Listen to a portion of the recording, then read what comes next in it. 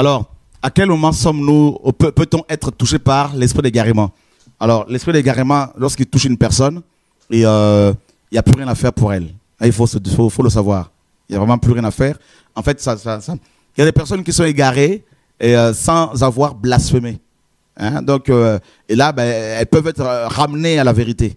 D'accord? Donc, on voit Pierre qui s'était égaré un peu après la mort du Seigneur. Et ensuite, il a été ramené. Hein? Donc, le Seigneur lui disait, quand tu seras revenu, tout ça. Et on voit Pierre, à un moment donné, il était devenu un peu hypocrite, Pierre. Donc, il a été corrigé. Hop, il s'est retrouvé. Hein? Il s'est ramené. Il est revenu dans le droit chemin. Donc, il y a deux types d'égarements. Donc, il y en a qui tombent dans un péché, étant chrétien, ils s'égarent, mais ils ne blasphèment pas encore. Dans le sens où ils ne vont pas d'abord attribuer l'œuvre de Dieu à Satan. D'accord? Ça commence par là. Ils tombent dans le péché, ils repartent dans le monde, ils font leur vie, mais tout en respectant, n'est-ce pas, Dieu, en se disant, je ne veux pas attribuer mes problèmes à Dieu, attribuer l'œuvre du Seigneur à Satan. S'ils meurent comme ça, ces personnes, si elles meurent comme ça, elles vont en enfer, bien sûr. Mais elles sont égarées, mais pas nécessairement touchées par l'esprit d'égarement, dans le sens où il n'y a plus rien à faire pour elles. D'accord? Donc, il y a des cas comme ça dans la Bible, donc, notamment, comme je vous disais, Pierre, à un moment donné, il est un peu devenu hypocrite et tout ça, et voilà. Et deuxièmement, vous avez des gens qui sont égarés parce qu'ils n'ont pas l'amour de la vérité. Ils n'ont plus reçu l'amour de la vérité, selon 2 Thessaloniciens chapitre 2. Et on voit ces personnes dans les Écritures, notamment comme Balaam, par exemple. D'accord? Là, il n'y a plus rien à faire.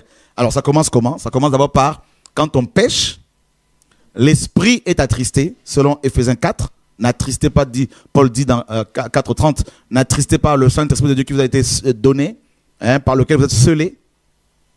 Et l'esprit est attristé, donc on peut l'attrister pendant des années. Hein. Donc on peut rester dans ce premier état.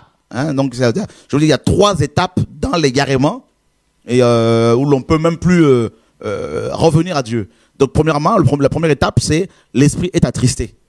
Éphésiens 4, d'accord? Ça peut durer des années. Dieu t'interpelle, tu veux pas, mais voilà.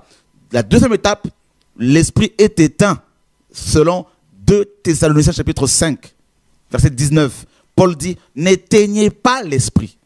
L'esprit est éteint. Et là, ben, c'est la mort spirituelle, n'est-ce pas? Et ton état correspond à l'église de Sardes. Tu es vivant, mais tu parais mort. Tout ça, c'est la mort. Tu peux encore être rallumé, hein, rallumer tout ça là. La troisième étape, là, il n'y a plus rien à faire après pour toi. L'esprit est ôté. Le Seigneur dit, il dit à l'église, mes amis d'Éphèse, si tu ne te repens pas, j'ôterai ton chandelier de sa place. Le chandelier, on sait que c'est la présence de Dieu. C'est le Saint-Esprit. C'est Christ, la lumière. D'accord? Donc là, quand le chandelier est enlevé, il faut vraiment le vouloir. Ça prend du temps.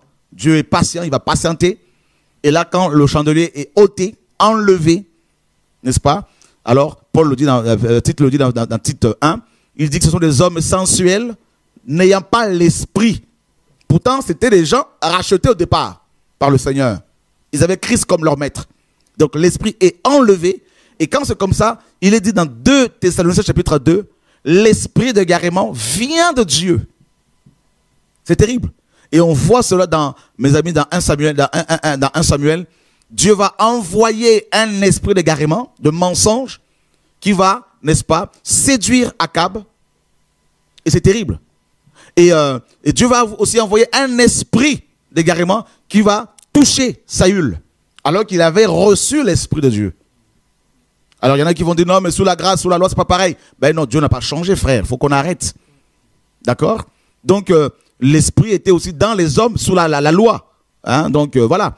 Et donc l'esprit va être enlevé de Saül et un autre esprit va venir. Et quand c'est comme ça, si tu as atteint le 3e niveau, la 3e étape, où l'esprit est ôté, il faut vraiment le vouloir, et bien là tu tombes sous le jugement d'Hébreux chapitre 6, verset 4, car il est impossible à ceux qui ont prêché la vérité, à ceux qui ont goûté aux choses à venir, à la bonne parole, à la puissance du siècle à venir, qui sont tombés, soit de nouveau amenés à la repentance. il n'y a plus rien à faire. Et dans Hébreux 10, 26, il est dit que si nous péchons volontairement après avoir reçu la connaissance de la vérité, il ne reste plus de sacrifice.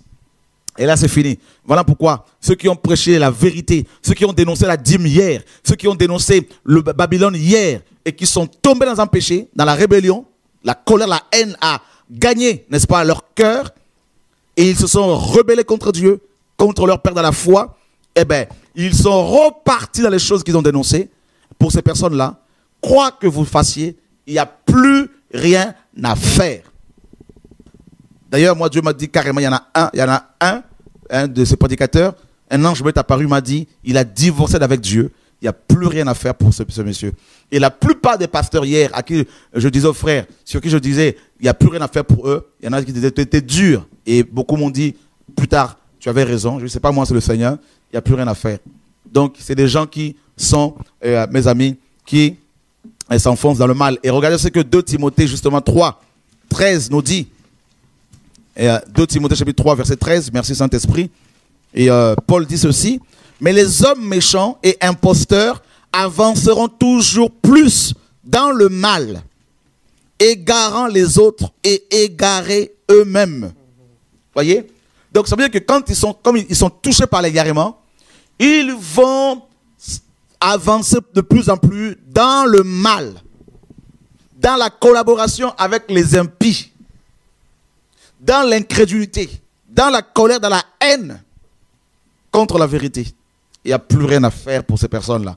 Et parfois, Dieu peut vous dire, de toute façon, il n'y a plus rien à faire pour eux. Vous ne pouvez même plus prier pour ces hommes. Prier, c'est fini. Fini. Parce qu'ils ont goûté à la puissance de Dieu et ils ont ouvert des portes. Et la haine a pris place, au lieu de se repentir véritablement, s'asseoir. Et là, c'est fini, c'est trop tard. C'est pour cela